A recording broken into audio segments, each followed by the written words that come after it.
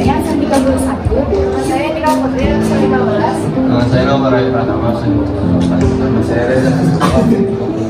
Sebelumnya kami juga akan memperkenalkan tokoh-tokoh yang terlibat dalam novel Mangir.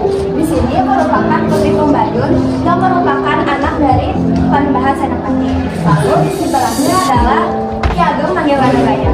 Sebelah sini adalah Demang Pataran dan yang ini merupakan ayahnya Putri Pembayun yang merupakan Panembahan Senopati.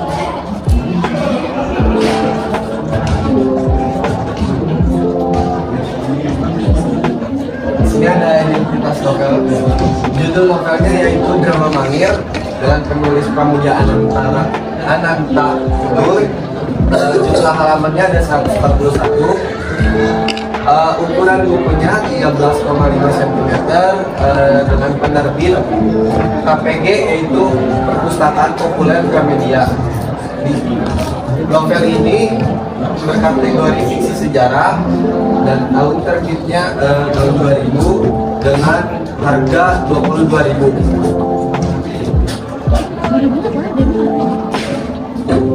Sinopsis dari buku ini adalah selama Japaya Bruntung pada tahun 1527 Jawa Kacawala udah bermandega dalam kekuasaan tidak berpusat dan terbagi terapis di kadipaten, kabupaten, bahkan desa. Perang terus menerus menjadi untuk memperebutkan penguasaan tunggal. Pemata-pemata kesenian baik di sastra, musik maupun arsitektur semuanya tidak ada yang bisa ditemukan.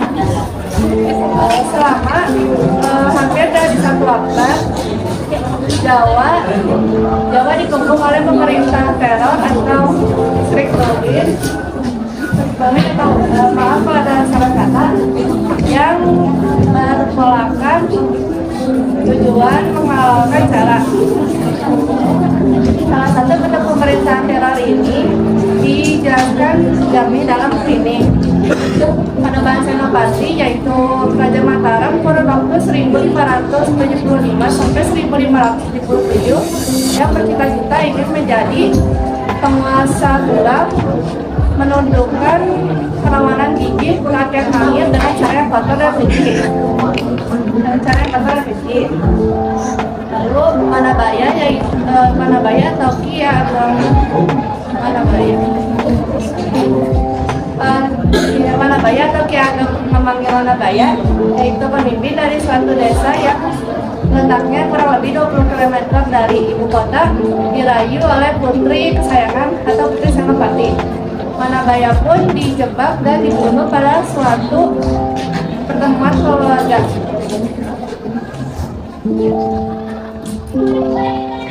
Sebelum kami melanjutkan ke analisis berikutnya, kami akan menampilkan sebuah cuplikan animasi dari latar belakang sejarah novel Mangir. Selamat menyaksikan.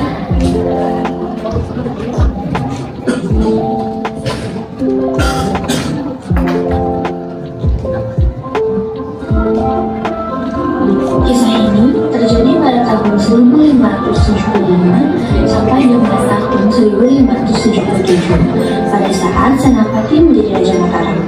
Pada saat itu terjadi peperangan antara Kerajaan Mataram dan Pedikan Mangir.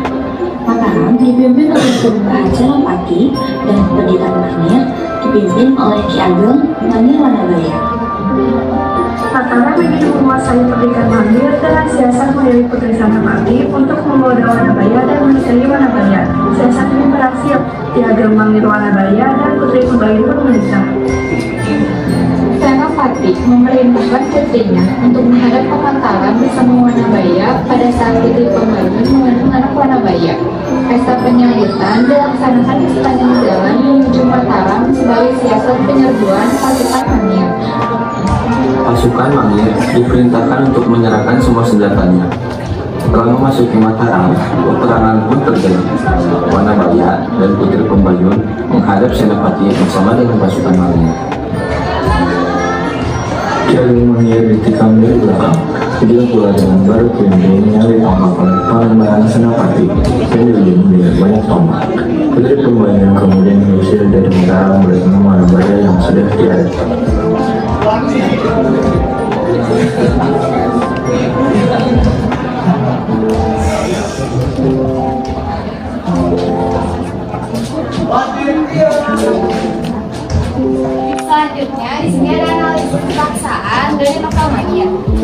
bahasan yang pertama yaitu menggunakan kata yang bermakna lampau. Dalam novel Mangir ini terdapat 3 kata yang bermakna lampau. Yang pertama, masa-masa yang lalu terdapat pada kutipan pernikahan bisa diartikan sebuah daerah atau nami suatu kerajaan yang takluk pada kerajaan tetapi dibebaskan dari kewajiban membayar upeti atau pajak karena di suatu masa-masa yang lalu telah sangat berjasa pada raja atau telah membantu seorang sampai sama derajat. Kutipan tersebut terdapat pada halaman 12. Kutipan yang kedua yaitu 2 bulan lalu dan bentuk kutipan 2 bulan lalu Ki Ageng Mangir Budat kenal pecundang terdapat pada halaman 35. Kutipan yang temuan yang ketiga yaitu selesai sudah terdapat pada kutipan selesai sudah perkara manggil terdapat pada halaman 49. Yang analisis bahasan yang kedua yaitu menggunakan kata kerja yang menyatakan urutan waktu. Dalam novel Mangir ini terdapat 2 kata kerja yang menyatakan urutan waktu. Yang pertama, setelah dan bentuk kutipan. Setelah berkeliling berbentuk ular, seorang penjaga bisa menembah dada karena hasil senapan yang dibilang gemilang. Temuan yang kedua yaitu kemudian dalam bentuk kutipan. Lalu pemendam Mataram bisa melalui Sungai Minggogo, kemudian Otok dan Sungai Oya terdapat pada halaman 58. Untuk kutipan yang setelah tadi terdapat pada halaman 14. Yang ketiga yaitu kata kerja material. Dalam novel Mangir ini terdapat 3 kata kerja material. Yang pertama yaitu memenggalnya, menghilang dalam bentuk kutipan. Ki Ageng memenggalnya dalam bentuk pusaka warna menghilang terdapat pada halaman 28. Yang kedua yaitu merapat dalam bentuk kutipan karena ayah Anda tak ada gunanya yang maha kuasa mengalahkan kita Anda menjadi raja. Bila yang lain-lain itu korbankan merapat di bawah tidak terdapat pada halaman 74. Yang ketiga yaitu mencuri dan bentuk kutipan. Kalau biarkan Bapak tua pulang ke Mataram mencuri kuda Panglima Mangir untuk sampaikan segala pada Bapak Ibu terdapat pada halaman 71. Aspek bahasan yang keempat ada menggunakan banyak kata kerja yang menggunakan kalimat tak langsung. Temuannya yang pertama ada mengatakan bahwa bukti kutipannya adalah seorang pemain ketoprak profesional malah pernah mengatakan bahwa biasanya orang menggunakan nama samaran apa saja terdapat pada halaman 17. Yang kedua menunjukkan bahwa dengan bukti kutipan ini juga menunjukkan bahwa pemanahan memiliki kehandalan khusus yang menempatkan dia dalam posisi sosial tertentu di masyarakat Jawa. Terdapat pada halaman 6. Aspek bahasanya yang kelima ada menggunakan banyak kata kerja yang menyatakan sesuatu dipikirkan atau dirasakan oleh tokoh atau meta. Di sini temuannya ada yang pertama mengharapkan dengan bukti kutipan yakni persyaratan yang diberikan oleh seorang anak yang mengharapkan pengakuan ayahnya terdapat pada halaman 14. Yang kedua ada temuannya yaitu menganggap dengan bukti kutipan dalam alam pikiran feodal Jawa yang menganggap seorang tidak bisa jadi raja kalau tidak mendarah raja. Menyalahi kenyataan Tororsis tentang Kenarok terdapat pada halaman 18. Yang ketiga ada temuannya yaitu mendengarkan dengan bukti kutipan mencoba mendengarkan suara-suara dan bayangan maut yang lainnya. Terdapat pada halaman 46. Aspek kebahasaan yang keenam yaitu menggunakan banyak dialog. Di sini tidak ada temuannya.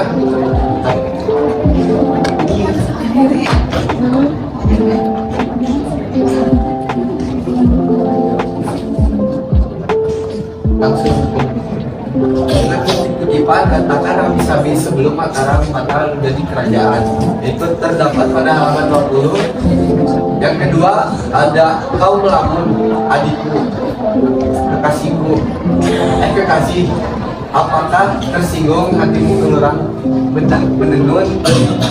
Terdapat pada halaman 46. Dan yang ketiga, dengan bukti kutipan, inilah penembangan Senapati ing Nalaga.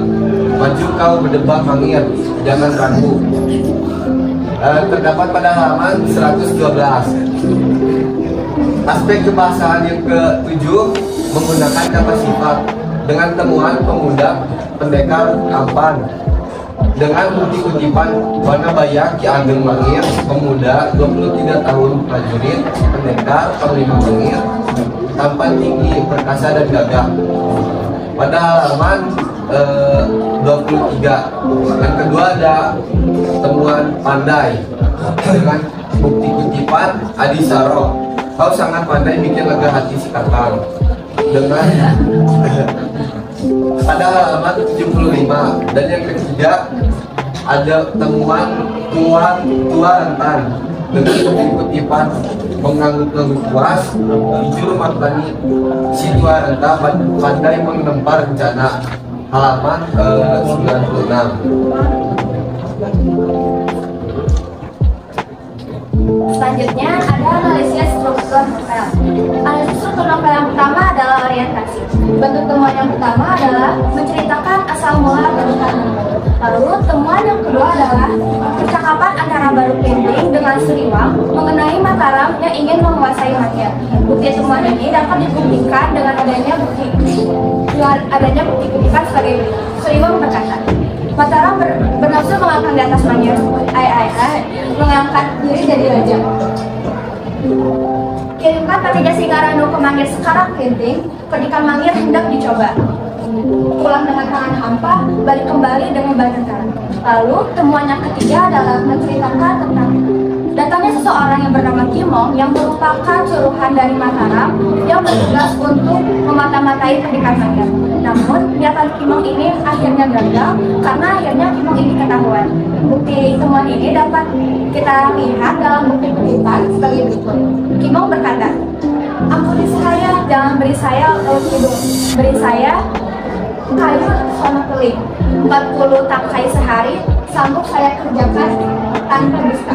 Namun Suriwang malah mengusirnya keluar. Orientasi ini dapat kita temukan dalam halaman 1 sampai dengan halaman 14.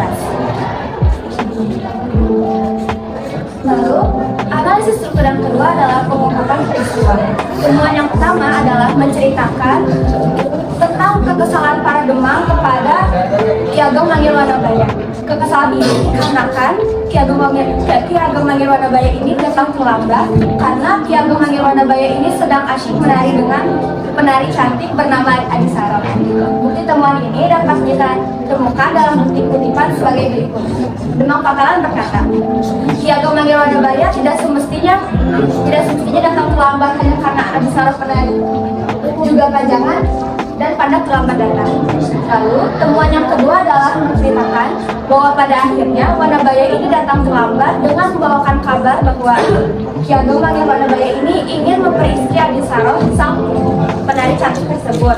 Pada awalnya Baru Klinting ini kesal dan tidak memberikan izin kepada Wanabaya untuk menikahi Adi Saro. Namun pada akhirnya Baru Klinting ini memberikan izinnya dan mengizinkan Wanabaya untuk menikahi Adi Saro, namun dengan syarat Wanabaya ini harus tetap fokus dalam mempertahankan pendidikan Manyar dari Mataram. Bentuk temuan ini dapat kita lihat buktinya dari bukti kutipan sebagai berikut. Wanabaya berkata, dengar kalian semua, izinkan aku memperistri Adi Saro. Tanpa mendapatkannya, aku rela kalian habis sekarang juga. Berikanlah aku amukan Klinting, tebuskanlah dalam diriku bila aku kan tidak kudapatkan. Hidup ini akan menjadi hampa tanpa adanya Adi Saro mendampingi diriku. Lalu Wanabaya pun berkata lagi, Adi Saro akan membuat Wanabaya ingkar kepada pendidikan Manyar.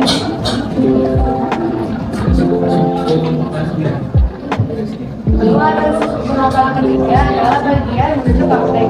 Bagian bagian ini adalah bagian di mana konflik-konflik mulai bermunculan. Temuan kita yang pertama adalah Putri Pembayun yang tadi membawa suaminya ke Mataram karena takut suami yang dicintai itu dibunuh oleh ayahnya sendiri. Kutipannya adalah Putri Pembayun berkata, sekarang Nanda datang menagih janji agar aku mengkhianati suamiku. Lalu Tumenggung Mandaraka berkata, bukan mengkhianati, hanya membawanya menghadap ayahanda Baginda, ayahanda sendiri. Lalu teman kedua adalah istri yang sangat dicintainya itu adalah ternyata keturunan Mataram, jadi itu musuhnya sendiri. Lalu kutipannya Wanabaya berkata, Mataram, dari kelahiran Mataram, Wanabaya beristikan wanita Mataram karena terjerat dalam cinta dan setelah menikahnya, dirinya sendiri lupa periksa. Pada wanita bumi, kemana mesti kesembunyikan mukaku ini, di luar atau dalam benteng, kamu dari. Lalu temuan ketiga adalah Putri Pembayun mengaku kepada Wanabaya siapa dirinya dan menyampaikan maksudnya mengajak Wanabaya ke Mataram. Itu kata Putri Pembayun, Adisara dan Putri Pembayun sama kakak keduanya isi tetap di Wanabaya bersama Ayahanda Baginda agar datang ke Mataram seminggu untuk terima sebagai perkawinan. Kedua bertemu putra mertua dan calon nenek bertemu calon cucu.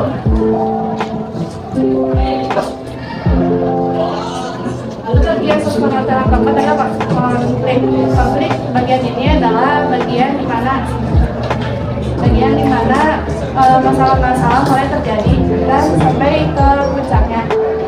Temuan kita pertama adalah Mataram menyusun strategi untuk menjebak prajurit Mangir. Kutipannya, Tumenggung Mandaraka berkata, seluruh barisan akan dipenggal-penggal dengan hiburan, serta di jalan sempit, akan dapat diteruskan perjalanan berlanggang-langgang di depan benteng. Separuh dari separuh lawan akan disambut oleh semua lawan benteng Mataram dan akan menggigir menghabis hasil. Lalu temuan kita yang kedua adalah Guru Martani untuk melawan prajurit Mangir. Sedangkan para petinggi Mataram menunggu kedatangan Wanabaya sambil terus menerima pesan dari para kali kutipannya di. Lalu kemudian ketiga, Pangeran Purbaya menikah melambung Wanabaya. Kutipannya adalah Pangeran Purbaya melompat ketika pada lambung Wanabaya. Terus terlepas di tangan raja dari sebuah desa, jadi tembak oleh prajurit pengawal dari belakang lalu melebar. Kutipan ini terdapat dalam halaman 91. Selanjutnya, analisis yang kelima adalah resolusi. Temuan yang pertama adalah menceritakan bahwa Barukriting ini ditombak dari belakang oleh Senapati saat ia ingin menangkis serangan dari Tumenggung Mandaraka dan Tumenggung Benggalaya. Lalu temuan yang kedua adalah menceritakan bahwa Demang Patalan juga akhirnya dihujani oleh banyak tombak saat ia ingin menyerang Senapati. Akhirnya ketiganya pun tewas di Mataram. Kutipannya adalah sebagai berikut. Penambahan Senapati menombak Barukriting dari belakang. Barukriting pun tersungkur dan mengatakan, "Ribah." Lalu Tumenggung Mandaraka mengatakan, "Selesai sudah perkara Mangir." Resolusi ini dapat kita temukan pada halaman 140.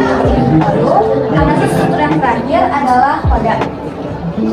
Temuannya adalah menceritakan tentang Putri Pembayun yang meminta kepada ayahnya atau Panembahan Senapati untuk membunuhnya juga, karena Putri Pembayun ini melihat suami tersayangnya yaitu Ki Ageng Mangir Wanabaya sudah tewas.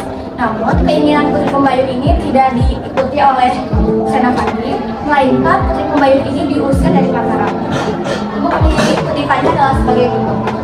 Putri Pembayun berkata, "Jangan lupakan Pembayun, ayahanda Baginda. Antarkan saya pergi bersama dia."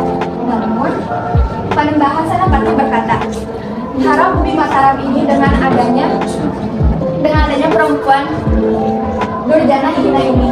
mengeluarkan diri dari Mataram Jaya. Kode ini terdapat pada halaman 140 sampai 141 yang juga menandakan selesainya atau tamatnya novel Mangir.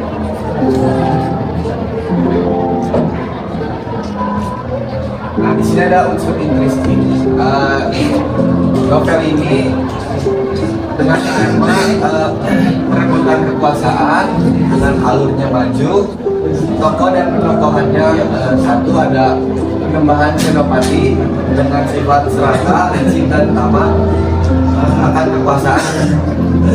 Yang kedua ada Ki Juru Martani dengan sifat cerdas namun licik. Yang ketiga ada Ki Ageng Mangir Wanabaya dengan sifat bijaksana dan pemaaf. Yang keempat ada Putri Penembahan Senopati dengan sifat lembut, penyayang, dan santun. Novel ini berlatar tempat di wilayah Mangir di Kerajaan Mataram dengan latar waktu 1575 sampai 1607. Tepatnya pada masa kepemimpinan Penembahan Senopati. Suasana yang ada di novel ini tegang dan pengkhianatan.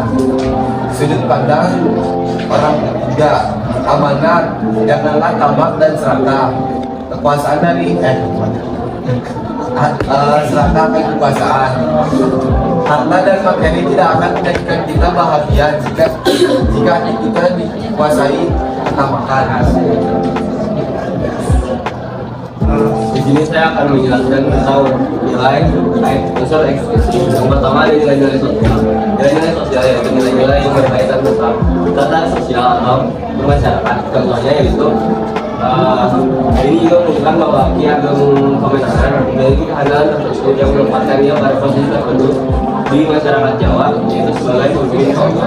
Lalu selanjutnya ada nilai agama. Nilai agama yaitu nilai-nilai yang berkaitan tentang suatu keagamaan. Contohnya yaitu ilmu perang yang di dalamnya banyak termaktub macam-macam gelar yang berasal dari musuh. Dan demikian feodalisme itu mampu mengalahkan republik.